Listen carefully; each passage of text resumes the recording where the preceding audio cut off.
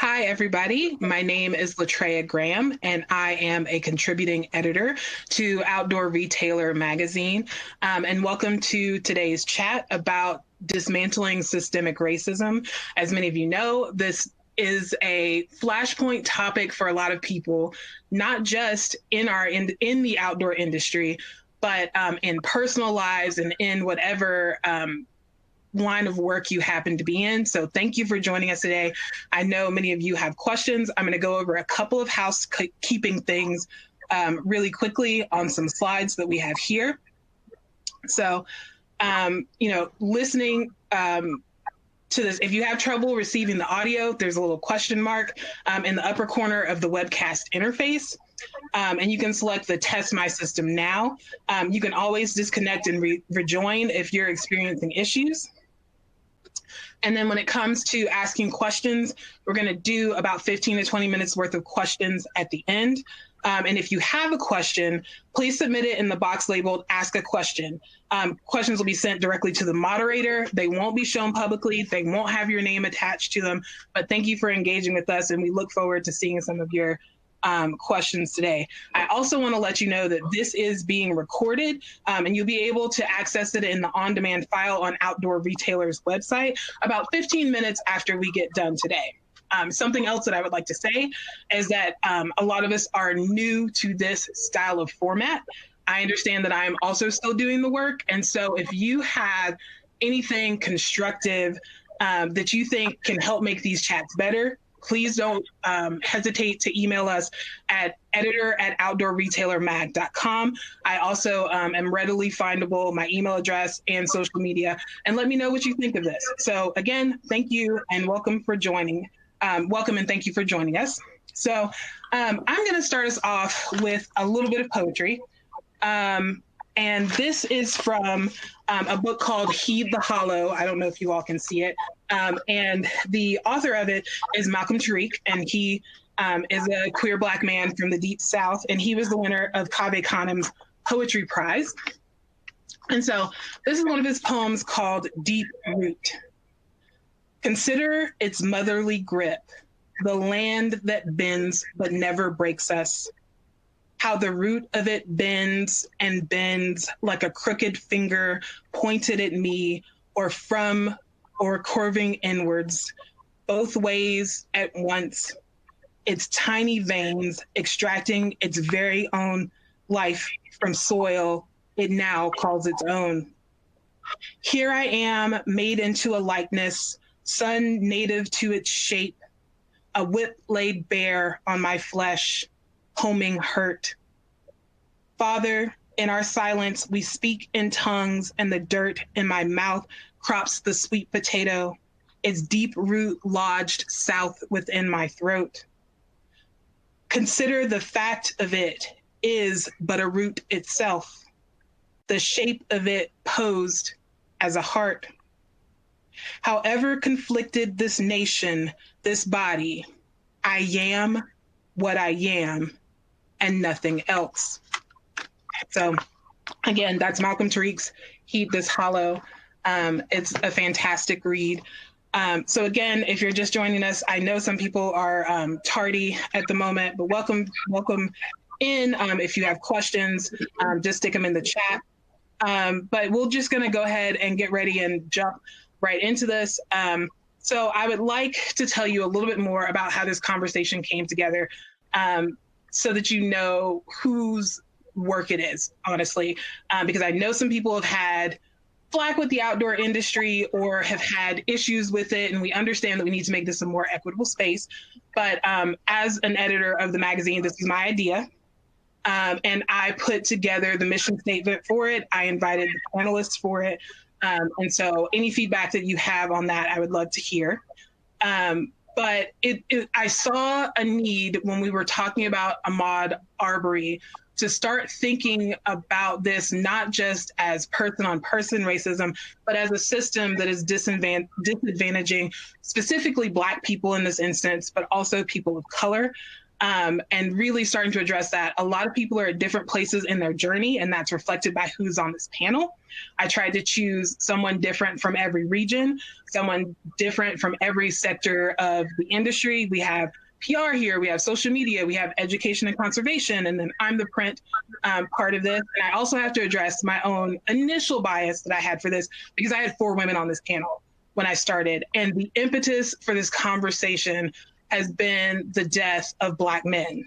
And so I revised my thinking and invited Dr. Drew Lanham to be on this panel, and also Massimo to be on this call, because I think there are many avenues and many roles in dismantling systemic racism, and everybody here can speak to that. So I'm going to let my guests introduce themselves for about 30 seconds, because language is important, and how people like to be defined should be left up to them. So they're going to give you maybe their region, their pronouns, anything they like to say about themselves.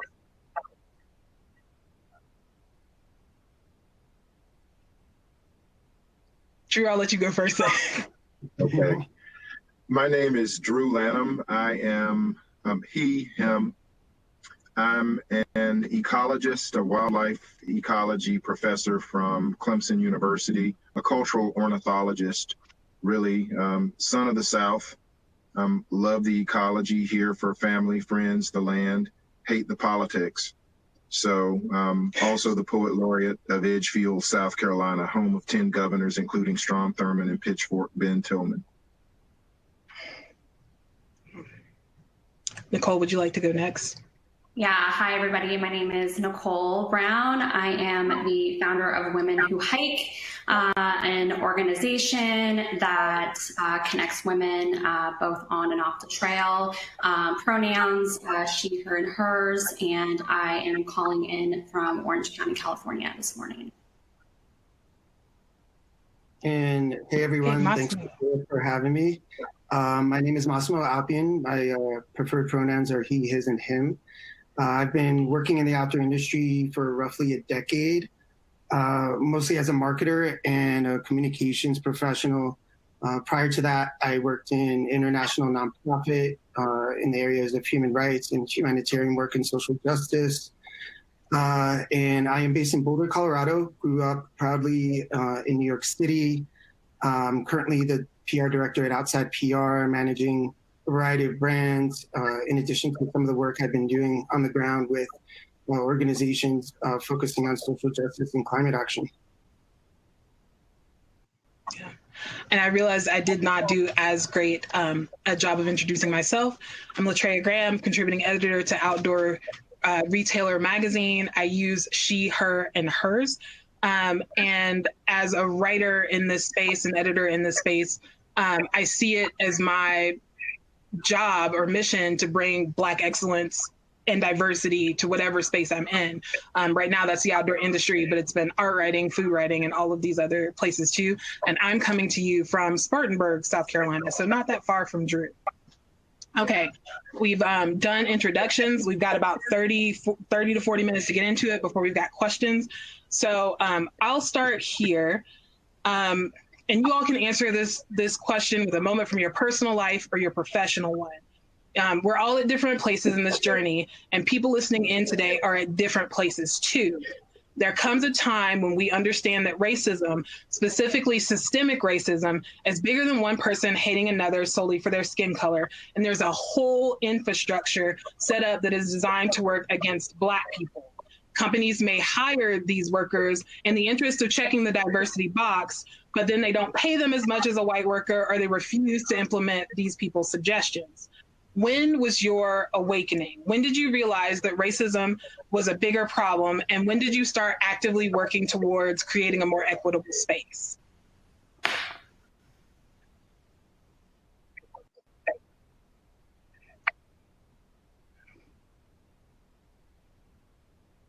Really, in understanding, so, you know, I think I always teach my policy students that policy is personal agenda, right? Every policy that you could ever think of begins with how somebody feels about something.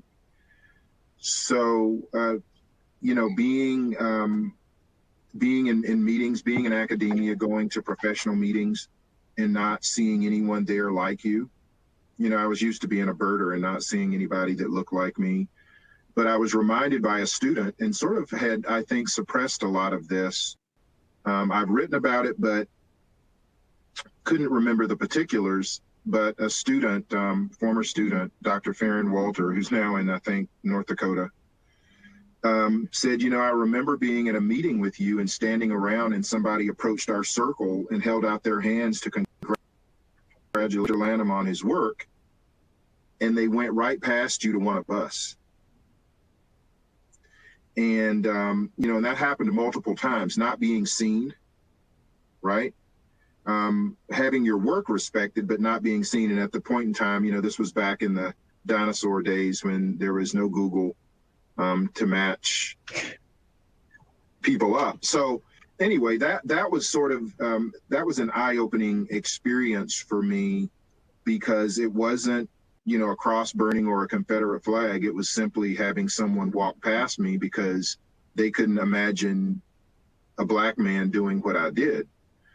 And so I was out of the box, sort of. So that's kind of an industry thing in academia, and it's as rampant. I mean, it's a caste system anyway, right? So it's sort of the first time I had my eyes open. So, I think yeah, I'm happy to jump in here. You know, I think, you know, I was thinking about this long, deep, and hard, and a lot of it has to do with my own personal upbringing in New York. I grew up in a really diverse community, and sort of a few things compounded into one to really sort of set off that light bulb and realize, you know, this isn't one person coming after a Black individual. This is part of a larger system at hand. And two of the situations were institutional in nature. The first was, you know, I went to a school that was very racially, ethnically, and culturally diverse. But within that system, you know, at sort of a young age in the mid-90s in New York, I was seeing that and noticed. I would come home and really sit on this and saw how particularly Black students were being targeted through implicit bias, through higher rates of detention or suspension than some of the white and brown students like myself who, you know, weren't feeling the same repercussions that some of the Black students were for breaking the same rules at school. And, you know, I might find it surprising at that young of an age that I was sort of connecting the dots, but something else happened at that time that I think really set off the light bulb was an incident that was pretty well known at that time in New York that happened with the New York City Police Department with Abner Louima. And that was a situation that really connected what was going on at school and at home, which I'll mention in a second, to this case where a Black Haitian American man was wrongfully arrested and then violently attacked in an egregious way by a group of officers from the New York City Police Department. And what really set the light bulb off with that situation was when I remember it vividly, just sitting in the kitchen with my mother and watching the news and hearing how the cover-up with the New York City Police Department was basically a system that was meant to cover up why this man was wrongfully arrested, and then also covering up the violence that happened against him. And then I think that's when I was really connecting the dots of, hey, this is a larger system at hand. This isn't A versus B, you know? And then a few of the things that were happening at home that also compounded with that, you know, my father is an immigrant. He is and identifies as brown. And some of the things that I, at the time, shouldn't have been listening to, conversations between him and my mother that I was eavesdropping on, of some of the discrimination he was experiencing at that time, you know, trying to build a business and put food on the table, sort of compounded with that for me to sort of connect all these light bulbs of a larger system at hand, if that makes sense. Yeah. Yeah. That totally makes sense. And I forgot to mention that, like, one, in the intention of inclusion, I'm also participating in this chat. So in terms of having to answer questions and having them ask me questions, it really is a conversation. But, and I'll sort of throw my little tidbit in here, and then maybe we'll go to the next. I first saw it when Hurricane Katrina happened in 2005, because I saw all of these dead Black bodies that were the result of where they lived and were the result of policy failure in some ways, and the lack of value for their lives, and something that I've had to deal with. And that's why I say I've been counting the bodies for 15 years. I've been counting the bodies since 2005, because I wanted to go and I wanted to help somehow. And my dad was like, absolutely not. Right. And he sort of pulled me back and was like, you help by getting the education and by doing what you can to sort of dismantle. So he saw my initial like reactionary moment and sort of made me think about it. And I still regret it and it still haunts me. But he was like, there is something bigger at play here that you don't understand yet. And then as I got older, I understood it, went away to college. Some of my Black and brown friends didn't, or they stayed in Spartanburg, and there's nothing wrong with that. But you could just see the divide in terms of what I got access to, for one, possibly being light passing, right? And then going to the right school and being in the right place with the right people, and at least pretending that I knew this world of luxury, even though that I was a farmer's daughter, right? Being a quick study in order to sort of circumnavigate some of that. And so I've had to unlearn a little bit of that. But that's when I first started realizing like there's something to this. There's more to this than I thought.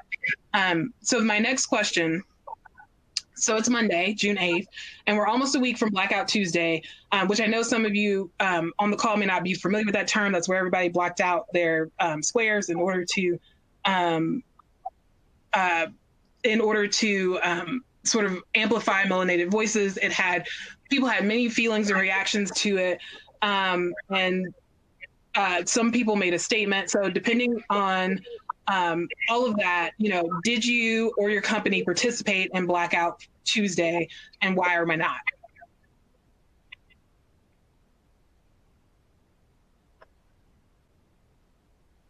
Massimo, do you want to take the lead on that one? Because I know you're in PR.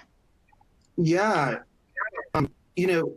From a brand standpoint, obviously some of the brands that I do work with, some of the individuals on this webinar that I work with and partner with did participate.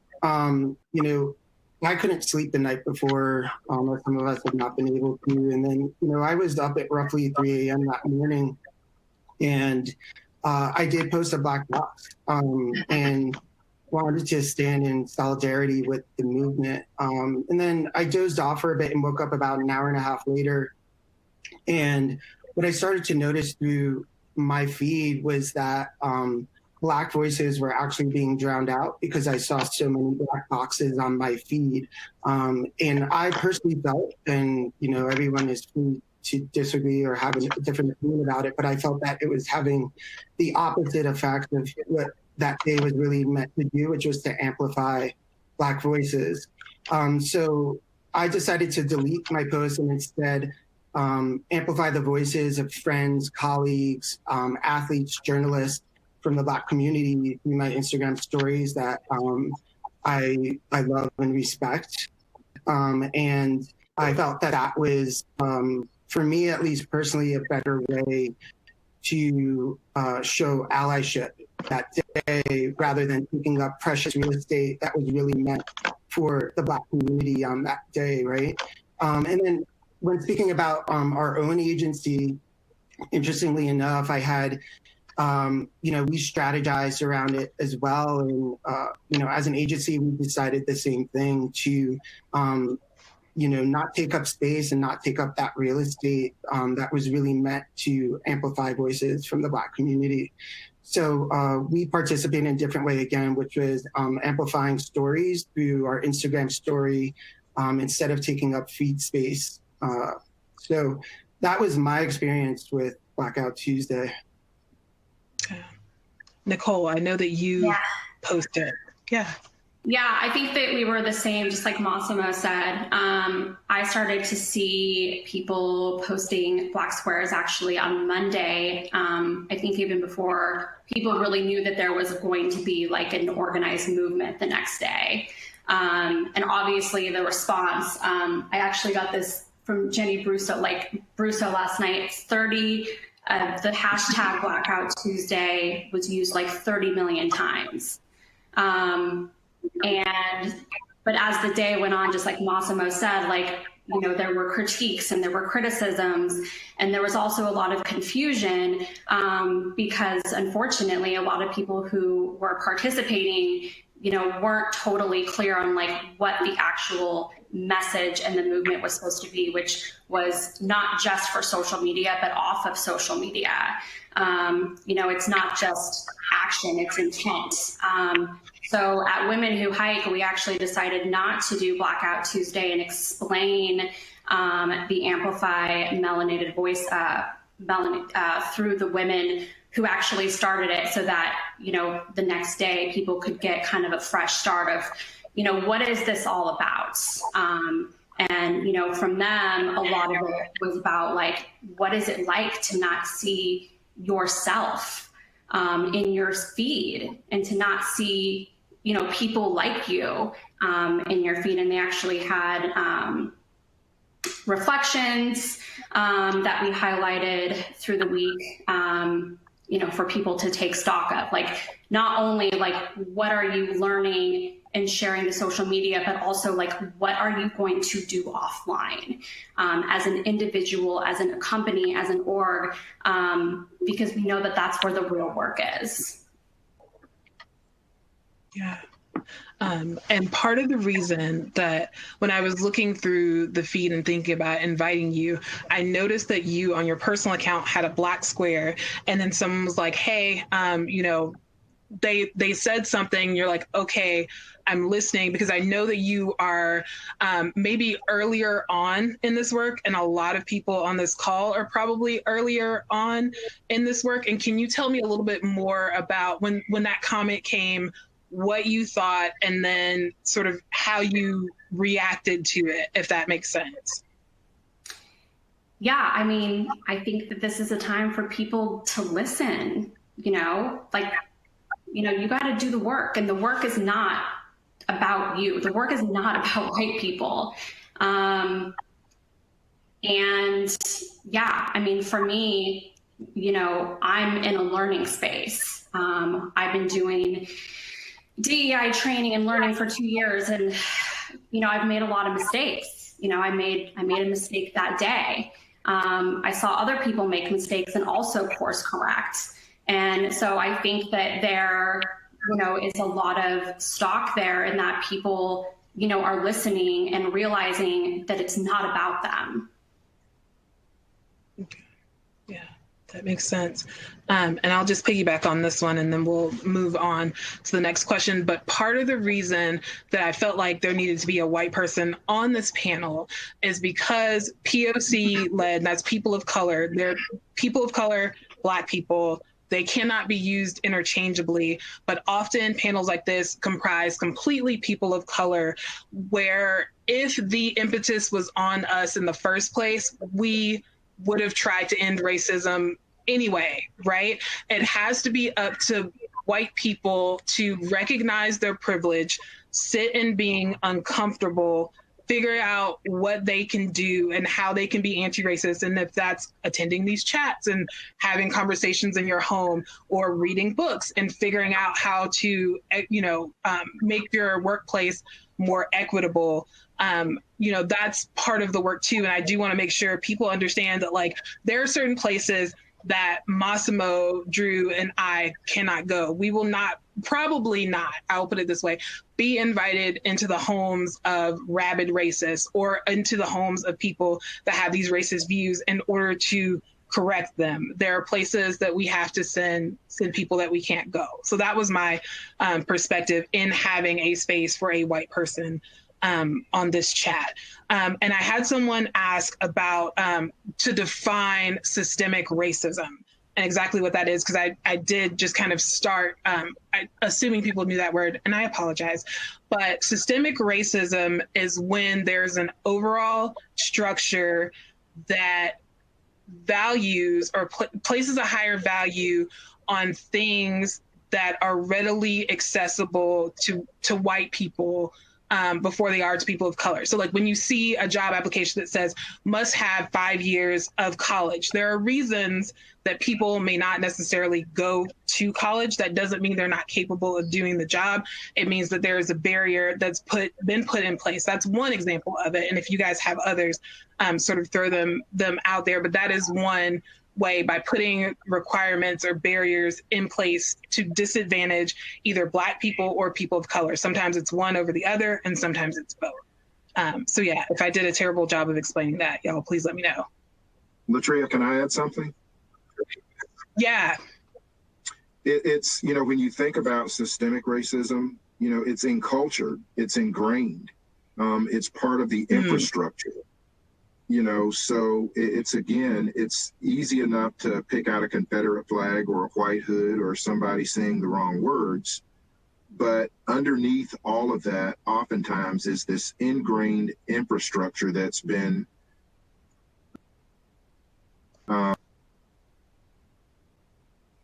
subsidized or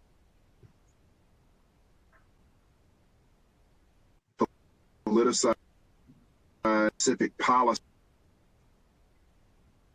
for peace and justice, who actually go into that museum. It's easy enough to be startled by what you see happen to individuals. But when you see a great long table full of court cases that have been adjudicated to keep Black people separate and unequal, subjugated, that's systemic racism. Yeah. Thank you. Thank you for helping me brush that up on the fly. The next question, and then we'll sort of break out into the individual questions I have for you guys, is about social media. We talked about it just a little bit with the black boxes there, but a lot of us have fraught relationships with social media. How has it affected the way that you navigate the work of destroying white supremacy? Because I think that is the ultimate goal in being anti-racist. You know, what are the perks of social media? What are the drawbacks? Because I know there are many. You know, when do you know when to share and when to log off? Do you want to take it, Massimo? Here, yeah. You know, we've all been having these really interesting conversations over the past few weeks, particularly about social media. And I'll go back to, you know, which I hope some of the individuals on this webinar have been also hearing about, is, you know, intent versus impact, and also formative and constructive allyship. I personally believe in micro and macro change when it comes to tearing down the systems that are in place with racism. And with those changes that you're doing on a micro and macro level, I see social media as a really small part of the puzzle to maybe amplify what you're doing through resource and information sharing, amplifying voices and stories. But I do not believe that social media is the end all be all. Often some of the most important work that needs to be done is off social media. And I believe allies will find that those moments where are the most profound for, you know, for being an ally for the Black community. So with that said, you know, I think we live in a society where social media is part of our lives, but we need to separate from that and realize that we need to be doing this work in a micro and macro way. You know, macro is what I see as electoral change and protest change, being out there in this really large level as part of a movement. And then on a micro level, you know, that's for everyone to, which I'm going through this process, and everyone is as well, as part of work that we'll be doing till our last day on earth, to look at your own privilege that you hold, whether it's at work or in different parts of your life, And what I've been perceiving doing is creating a roadmap of my own privilege and where I know I can use that privilege and space that I take to create change. And that is at the workplace. That is with the brands I work with to make an impact there. And some other small ways of, talking to family members and friends and colleagues and having them join this movement as well to tear down these systems that have been placed for so long. And then again, that's where I see social media as a small piece of that puzzle, but not the end all be all. And I think that's where social media can become a little misleading of that performative versus constructive allyship. And what that really means is constructive allyship is doing the work outside of posting. Got it. Thank you. Yeah, I'd like to add to that too. For a few years now, people have been saying, representation, they want to be representative on social media and on ambassador teams. And further than that, like with hiring and on boards, like these things are so important. And, for me, and I know because like I've been in industry circles, like representation in social media, like a lot of it is lip service. I had a brand say to me a year ago, like, we want to diversify our ambassador team. Do you know anybody? And that's fantastic that they want to do that. But, the work is coming from Black, Indigenous, and people of color. And you're the people who are putting out the work. So that means that you, on a structural level, if you want that work to be representing your brand, like you also have to do the work. Brands and big headquarters, like they got to start doing DEI training. And further than that, they need to start participating in anti-racism work. This is not just about, getting warm and fuzzy feelings from DEI work. Like we are so past that now. They got to put their money where their mouth is. And they need to be listening to the creators, to the athletes. There's a great article, Latria sent it to you this morning on Grace Anderson. Yes. And she puts it in order, what they want, and brands need to be listening to that. And I know right now that brands are frantic and they're uncomfortable and orgs are feeling the same way. Like this is where the work is. There is no growth without being uncomfortable. There is no growth without messing it up. I have messed it up. I've seen brands mess it up. I've seen orgs mess it up. And a lot of that comes from, we haven't been listening. We haven't been listening well enough, and we haven't been doing the work. I remember being at OIA lunch a year ago, and I've worked with Teresa Baker. We signed the pledge about a year and a half ago. Everybody needs to look into doing that. And I remember her saying that, to all the brands and orgs in the room, like the minority is going to be the majority. And as we get there, who are you going to be marketing and selling your stuff to? Like when you leave this room, start the work now. Start the learning, start the DEI training for everybody in your company on a personal level as well. And I think that we're seeing a year later that not enough people listened.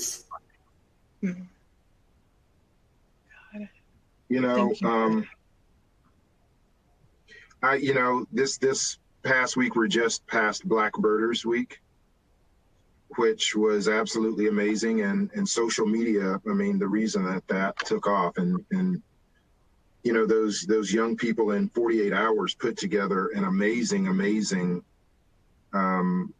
movement, really, to move us forward in different ways than we had looking at this for years.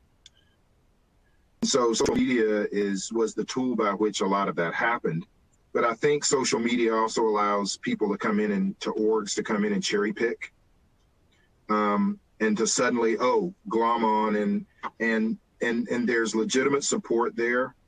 But then I'm really going to be interested to see what these orgs, including the outdoor industry, does beyond that, beyond glom on for a week. And, you know, we're all there for you. But I mean, everyone from NGOs to federal agencies to, you know, outdoor products to conservation organizations.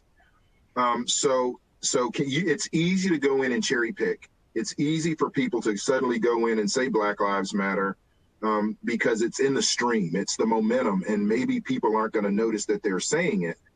And so, you know, really to Nicole's point, you know, it's so much lip service that people can deliver, and it's easy to glom on, and people really don't notice.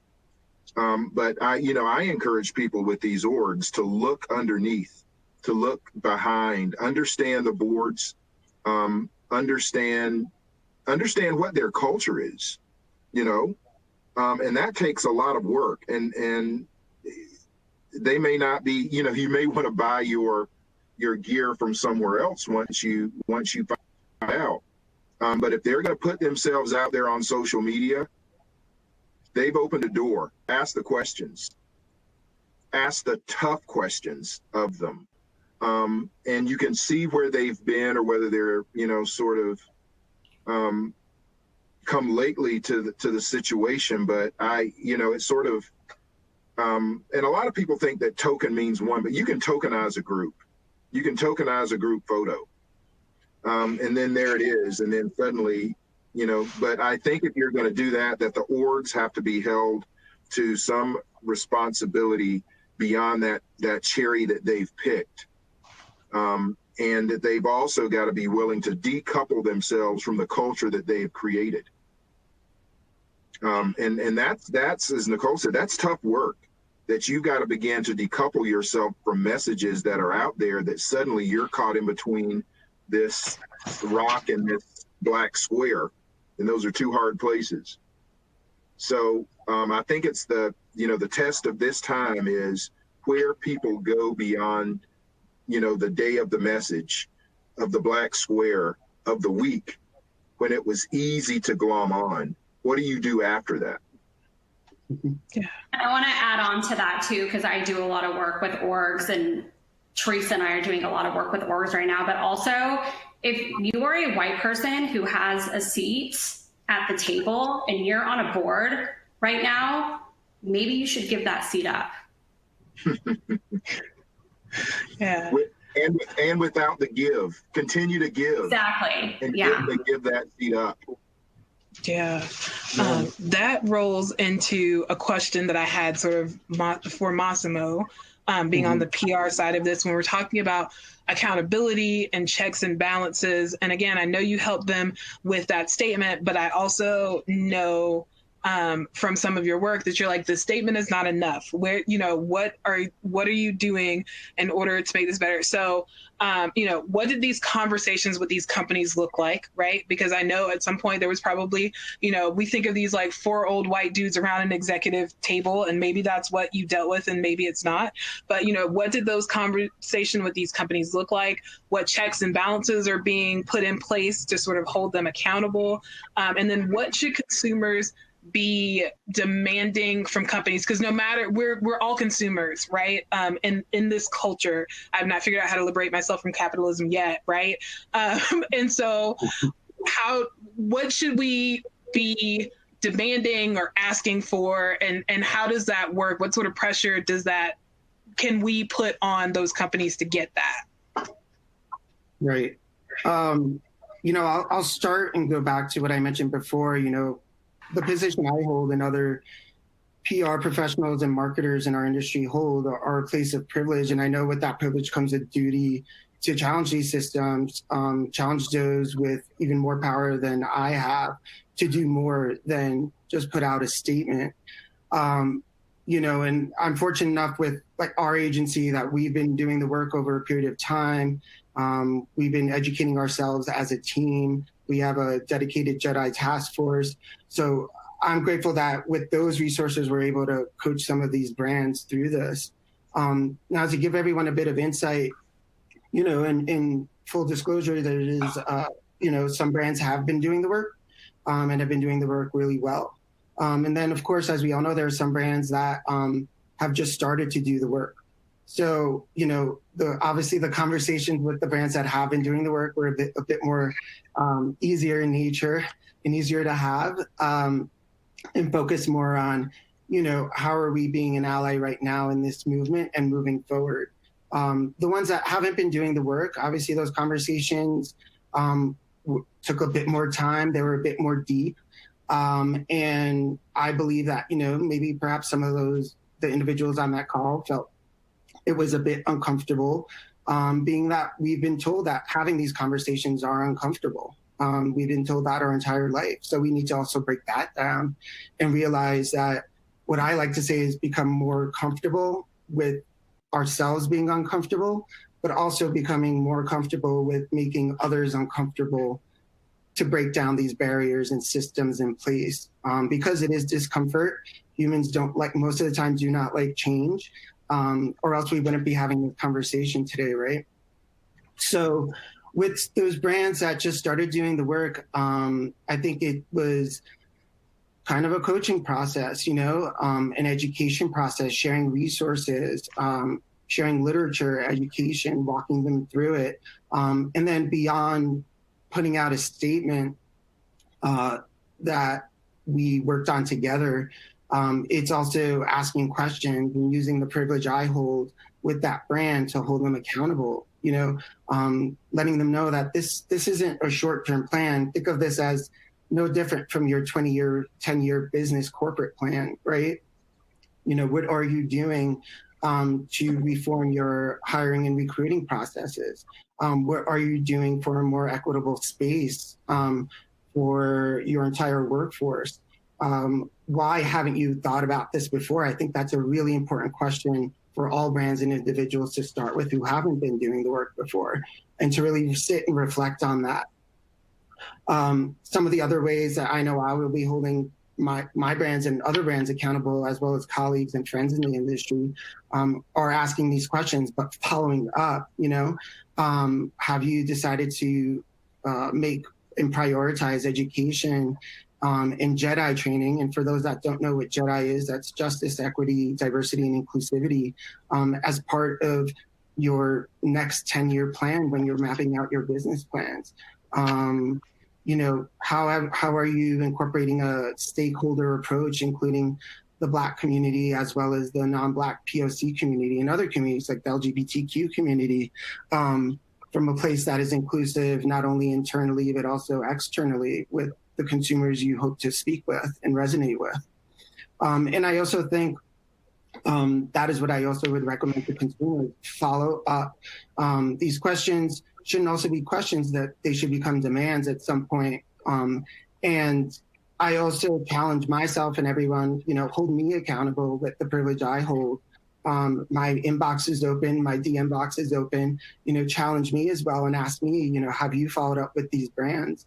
And I also challenge myself and others to not only hold brands accountable, hold PR agencies, marketing agencies, and creative agencies accountable, because we are change makers as well, and the creative agencies are the ones deciding what the faces and bodies look like in certain campaigns, and we hold that power as well. So again, I think it's following up, making demands, asking questions. I plan on doing that to break down these barriers that exist in our industry, because they are there, and I challenge everyone to do the same. Thank you for that. Do you guys have things you want to add to that one? So just a little thought that I had when I was talking about sort of doing this work for people that are new to it, and understanding that it is an ultra marathon, not even a marathon. Like, this is definitely not a sprint. It's not a half. It's not a full. Like, we are out here territory. I think when it comes to this, and I know the word uncomfortable has come up a lot sort of in this talk, and I think it's good. People do have to recognize that that uncomfortability is going to come. But as a Black woman in this space who is probably uncomfortable maybe 95% of the time, I think about being in this space as America has a huge debt because of racism, right? That we have to pay ourselves out of. And we have to think about what white people have to pay into it, what Black people have paid into it, because some people have paid for it with their lives because of the systemic racism and the policies and policing that have happened. And so for the white people listening on the call, because like it's really easy to have somebody like, you know, threaten you and you flinch and you get scared and you back down and you stop doing the work. What are you willing to risk? What are you willing to lose? Because people of color have had to think about this for an incredibly long time. So I know we've got to get ready and wrap up because it's 12:47. If y'all have questions, please go ahead and send them in. I know some people, as we're talking, things are getting addressed, but I want to know sort of what you're thinking and what we can talk about. But before we wrap up, I've got one or two more questions. But even in the midst of all this anger and turmoil we're dealing with right now, there have been moments of joy, kind of like Black Birders Week. I've been looking at that and, you know, the 22,000 shares and everything that's happened there. And there have been glimpses of hope in terms of who's showing up on the streets and putting their bodies on the line, who is checking their family and all of those sort of things. You know, there's been glimpses of that there. So what, either in this conversation or in what you've seen happen in this country in the last week, gives you hope?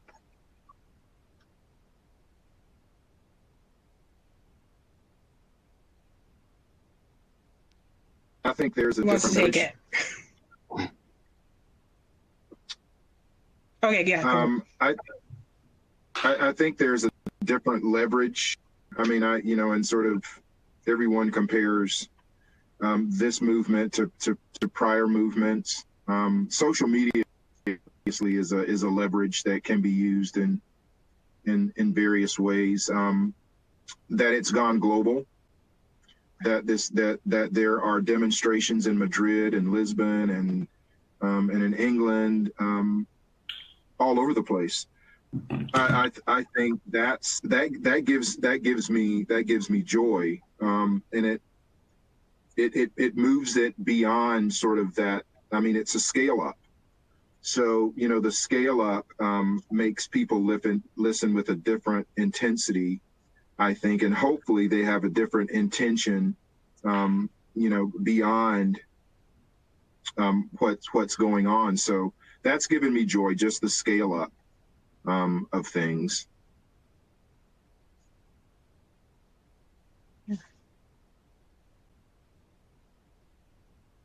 Yeah, I'm curious to see, like, I hope, I mean, you know, I think that going forward, this is really more, you know, it should really be more about impact over intent.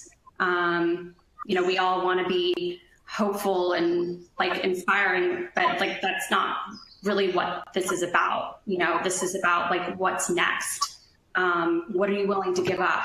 You know, and how are you, you know, going to do the work, and how are you going to let other people also contribute to the work? Yeah. Yeah, for me personally, it was more on a micro level, which I believe can lead to macro change of seeing colleagues and friends and family members, starting to, even those that I knew maybe have never done this before, but speaking and having conversations with their kids about racism. You know, if we're going to talk about our kids about other social issues, whether it's conservation, environmentalism, climate action, and climate change, we also need to be adding racism to that docket as well. So seeing that just from a wide scale, just knowing there's so many parents out there, which if you decide to also have children, I would absolutely start talking to my kids from a really young age about this and educating them, because that's when it starts, right? Yeah. Mm-hmm. That makes sense. So I'm going to ask one really quick question because numbers have power. This is the last question, then I'll go into the questions that have come in from the chat. And we'll have to keep this brief, but numbers have power. Statistics can haunt us or they can motivate us, and they can at times be tangible proofs of problems. You know, how do these numbers guide your work? And like, can you tell us statistics that guide you or motivate you?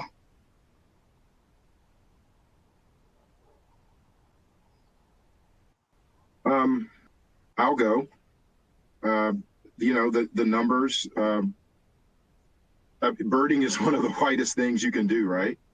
But why and who are the birders? When you think about the demographics, overwhelmingly white, overwhelmingly better earners than the average, better educated, and access to things that many do not have. So, you know, it's easy to play around with those numbers. But when I think about access, I think about for every dollar that a white person makes, a black person makes 60 something cents.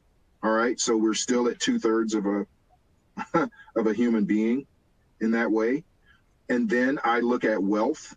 For every dollar that a white person is worth, a black person is worth a dime. So that's that gap. I mean, it's not a gap. That's a canyon, and so we have to address that radically.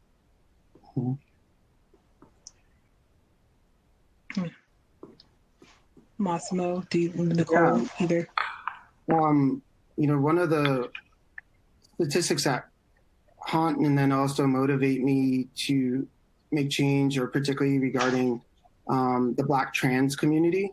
And I know that you and I, Latria, have been talking about this quite a bit, but one of the ones that resonated with me the most are not only the significantly higher rates of suicide and murder of Black trans women, but that, generally speaking, I believe, correct me if I'm wrong, Latria, because I know I sent over some of these stats, but Black trans women, 50% of Black trans women live in poverty.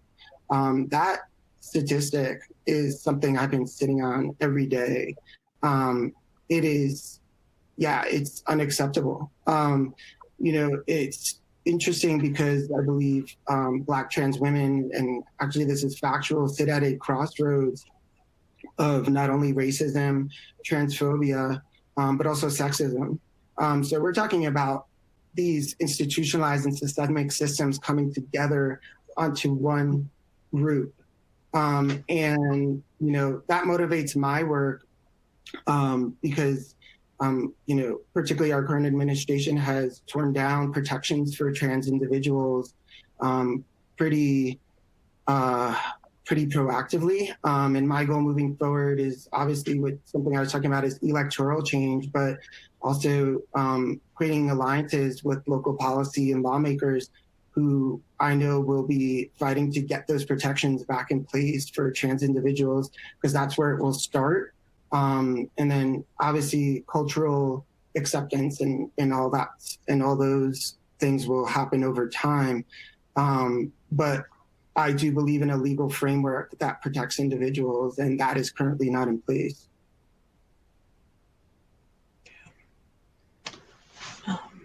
I will add my maybe little tidbit to the end of this, but like the thing that haunts me are the statistics that I don't know, the statistics that aren't studied, that I know because I'm living them, that they should be there, right? Like from what I've found, and if there are other ones out there, please email me because I want to know. I think I may be the only Black woman editor in the outdoor space, trade facing and consumer facing, right? But like, I can't go somewhere and find that number. I have to try to do it myself. I think about a lot of my classmates, so some of you know this, some people don't. I went to Dartmouth, which, is considered to be, and talk about systemic, and institutionalized sort of strata there at the very top. And I've never had a job that has offered me health insurance or a paid day off. And I know that I'm not the only one, because I talk to my classmates, but nobody's tracking that. And so thinking about how many people are slipping through the cracks or going unheard or whatever because, nobody's counting. It's just, I'm trying to find a way sort of in my work to figure out how to show that these people matter and that you do need to count them. And how do we quantify sort of all that. So we've got some questions in the chat. I know we're coming to sort of the end of our time. We're going to take about 20 minutes for questions. So if you have them, also, again, I know some people have to jump off in 4 minutes. This is being recorded. It'll be available in 15 minutes or so after we get done. You can kind of pick up on the parts that you missed.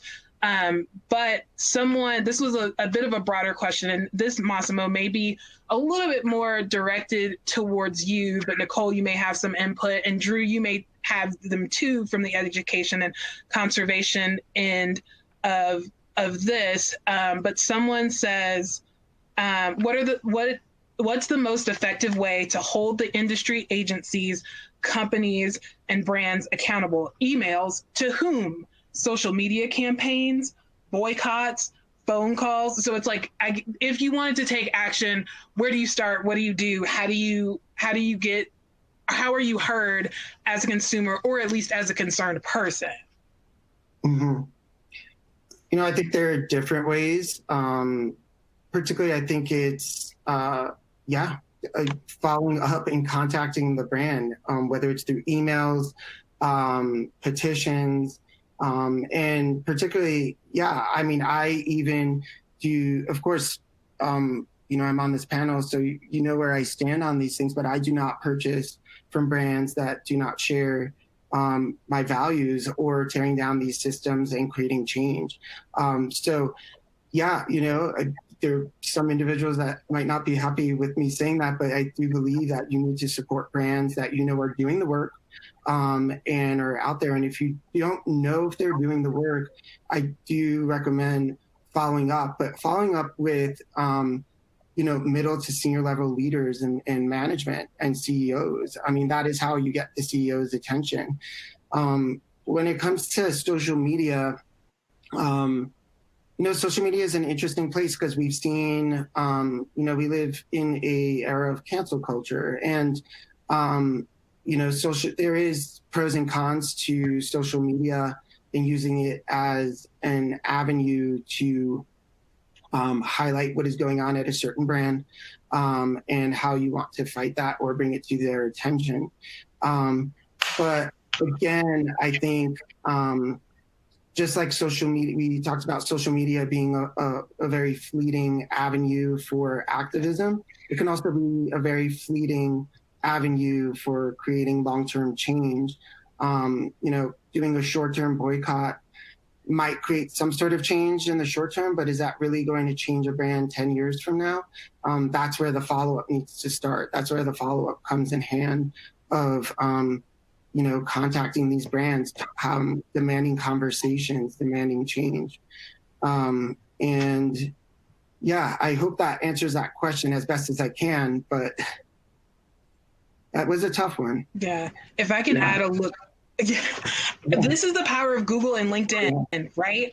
Like if you have a LinkedIn account, I understand everyone may not. And so I have to acknowledge that moment or that thing, right? But you can find out who the leaders are at these places, and they have a message box on their LinkedIn, right? They have it on Google. When I need to find brands for gear reviews, I usually can type in, company PR, and it will send me to someone like Massimo that I can say, hi, I've purchased this. I know you work with this brand, you know, I would love to know where they stand. And if they're not the right person, they can send you to the right person.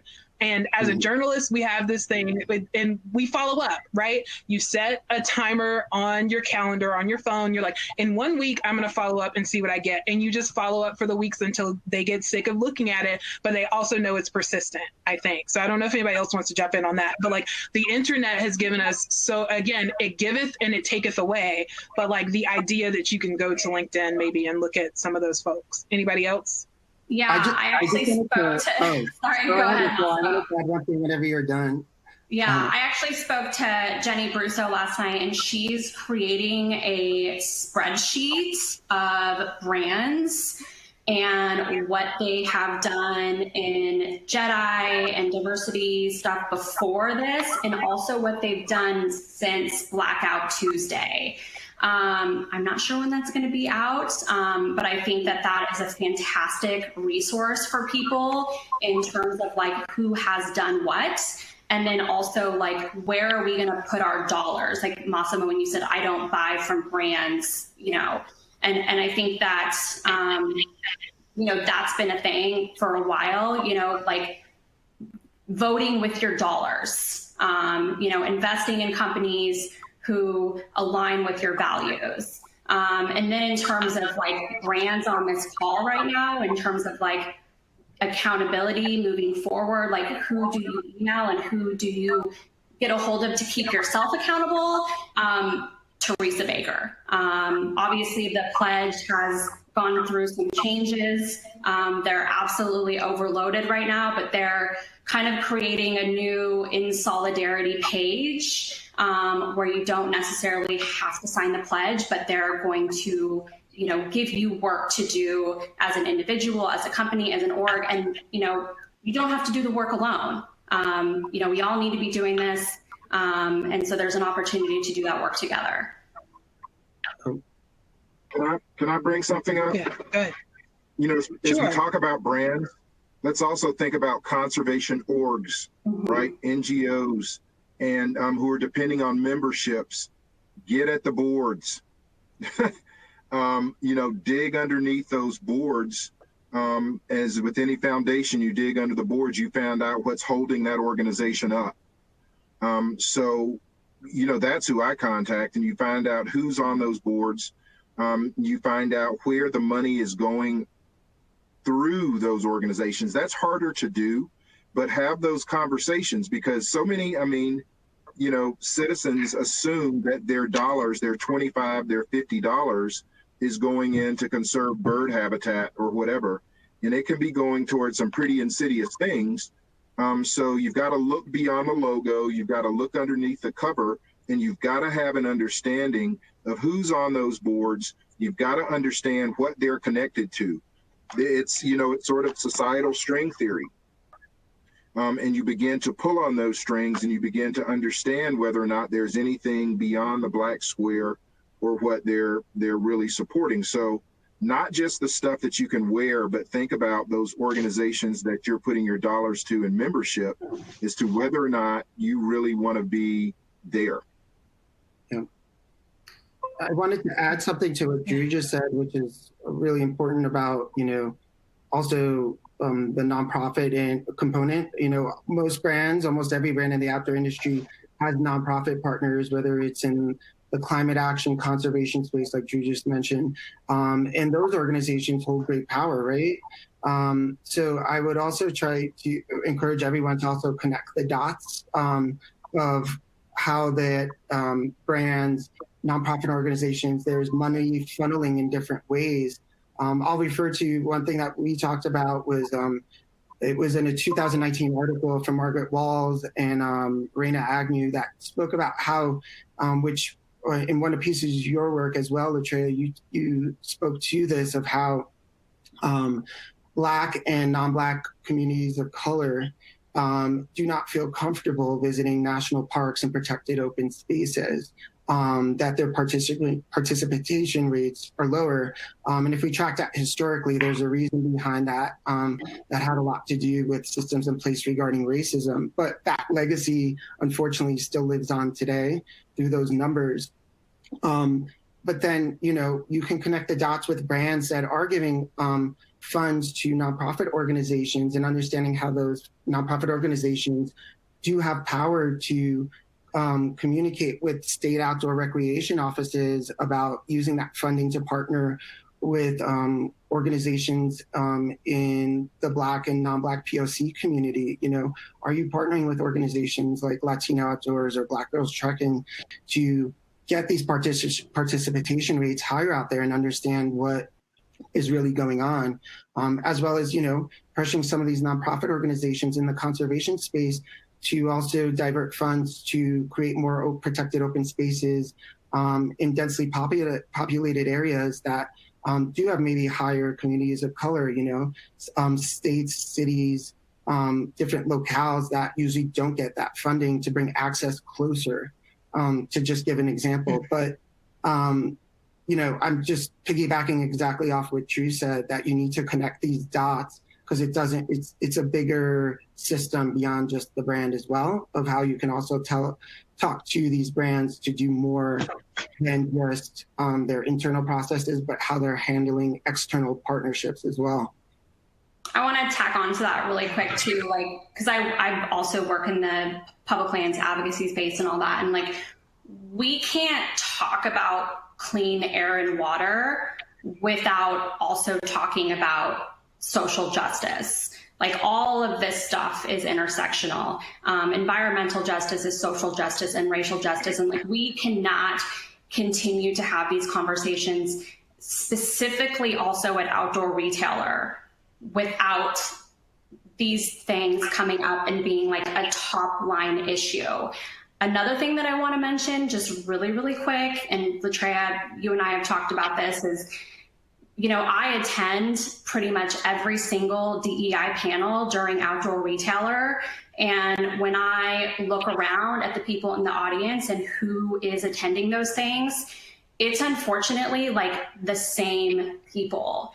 And a lot of times we can barely hear people on microphones because what's going on at the same time is us talking about racial issues, environmental justice, social justice, indigenous issues. Like, everybody's having meetings in the room selling goods to recreate on stolen land. Like, shut your booths down. You guys all need to be at these panels and these talks. And furthermore than that, the people who are teaching you also need to be getting paid. That's a big point. That is a big point for people. Yes. It's a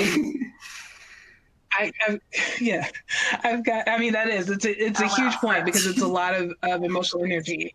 No, it's important. And I appreciate you adding that. If we feel like we've gone full circle on that one, or sort of wrap that one up, I've got one or two more questions because it's 108.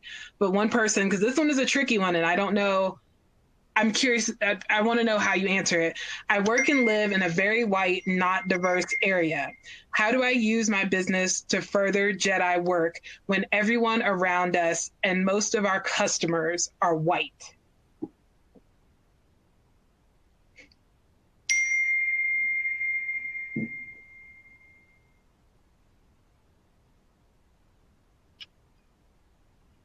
I mean, that's the risk, right? You know, I think that's ultimately the, you have to answer that question. What's your bottom line? Obviously, I mean, if you're a retailer of some sort, there's the bottom line of dollars, but then what's that bottom line that you're willing to give? What's the cost that you're willing to incur to swim upstream against the flow? So I think you kind of have to dig deep within your mission, your visioning, and understand organizationally who you are. And if you're not where you should be, then maybe you need to look at that mission, that vision, and think about changing and what that cost will mean to you. But I think that's an internal question that ultimately has to be answered by each organization. Yeah. Anybody else want to? Yeah, I mean, I resonate with that. Whoever asked that question. I also live in a very white, not diverse out there town, which is Boulder, Colorado. And the businesses that are here hold a lot of power and privilege because that's just the way it is. I'm not sure about this individual's business, but if that is the case, as a business in a town, you have access to policy and lawmakers as well, more than maybe an individual does. And your voice might get heard louder than one voice in the room from an individual, which is a privilege. So I would say, one thing that maybe I would do is create a roadmap of the alliances my business has with other businesses in the community and others in the community that want to create change. And then think about what policies are maybe in place in your local infrastructure or town that maybe aren't allowing inclusivity and diversity as a priority. And then what does that framework look like on a political level? And then think about how you can create alliances to impact change, whether it's through electoral change, policymaking, petitions, and then go a step further beyond that, if that makes sense. Yeah. Nicole, did you have anything you wanted to add before I jump in? Yeah. I mean, as much as I love alliances too, like I said, when talking about environmental orgs, alliances are great and they're totally necessary, but we also need to be passing the mic. We also need to be, giving up our seats at the table. And I've been working with environmental orgs on, this issue for the last few weeks now. And I really hope, that when, sometime over the next week or two and the next time that we attend Outdoor Retailer, that, not only is the conversation different, but the people at the table, the people that we're learning from and listening to are also different people. Mm-hmm. Yeah. Something that I'll add to the end of this is you're saying that you're in a mostly white town. There are I think about stories a lot because that is my job, right? The stories we tell ourselves about our brands, about our store, about our country, about our region, and where we are, and all the things we erase to cling to that story.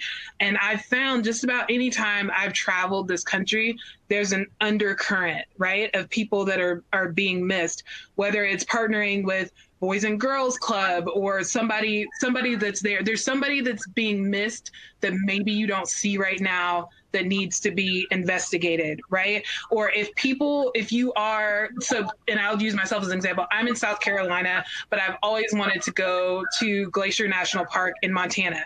That takes more funds than I have, that takes so many other things. So do you say, okay, every year we're gonna, outfit 2 people, right, to come to this area and explore and understand the beauty of where I'm at and why they love it so much. I know that gets a little bit messy, and maybe you do partner with a nonprofit or you work through things like that. But if it is white, it's white.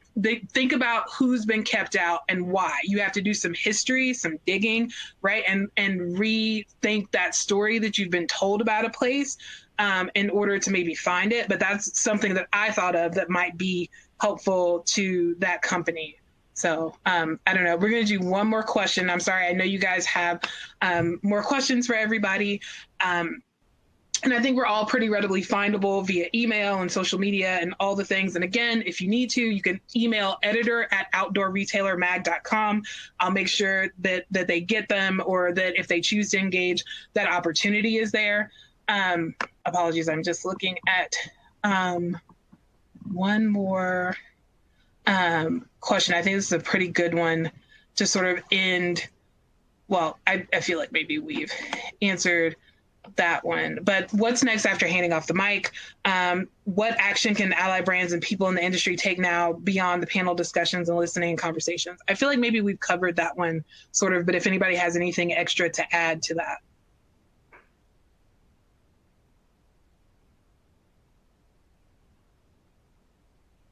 Nope, we're good on that one. And then just a quick, because this is a listicle moment. What are the top 5 actions the outdoor industry can take in order to become more diverse? And the second part of this is, if you were to direct your HR team to do. So if you had to prioritize in this crucible moment, knowing that you have to do the long range work, are there like top 3 where you're like, this is where you start?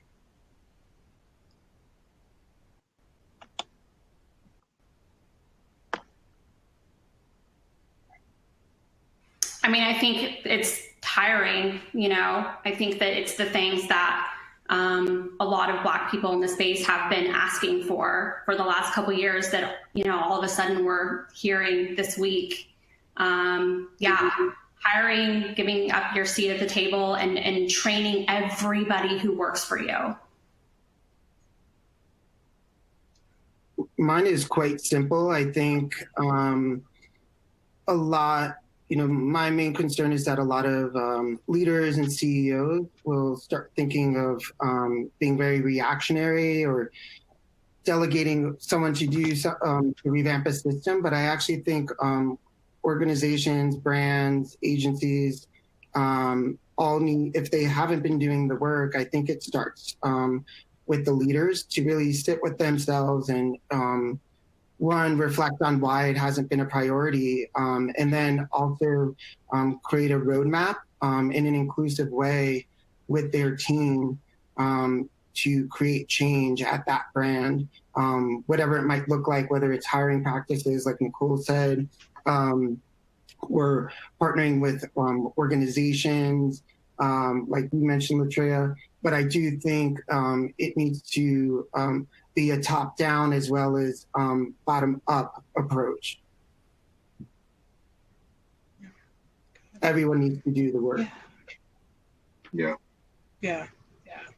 And also, if I can add a little, it has to be sustainable, right? It can't be something that you like throw in there and for 2 weeks, y'all got it. And then after that, it just kind of dies out. There has to be some way of sort of like passing it off and coming back to it, making sure that I think that you understand, instead of sending that same employee to every Jedi training and that being the only person that gets to go and then has to disseminate the information, because different perspectives are going to bring back different things, I think. But I think that's it. Any final comments from you all on the panel or in conversation today? Check your culture, check who you are, dig deep, understand who you are. And if you're honest with yourself, a lot of the answers that you're asking will be self-revealed. One, thank you for having us, Latria. Again, appreciate you putting this together. I know it was a labor of love.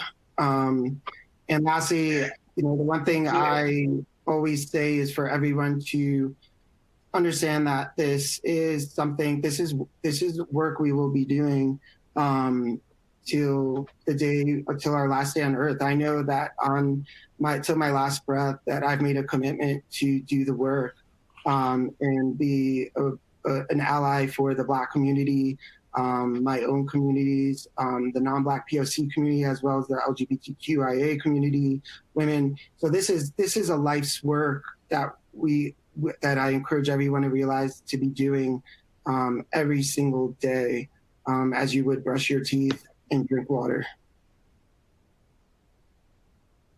And I just want to thank Latria. Yes, we know that this was a labor of love. And for those of us who are on here, like, she asked for us to be here. This is not about us. This is not about, our work. This is her work. And I showed up today to honor the work that I know that she wants to be seen getting done. Thank you. Thank you, guys. Okay. Yeah, well, thank you. Thank you guys for showing up and standing in your convictions and investigating and talking to all of us. For everybody that came to the chat, again, thank you very much. The rest of it the recording will be available about 15 minutes after this. And as always, our emails and inboxes are open and we would love to hear from you. Thank you very much and enjoy the rest of your day. Thanks, everyone.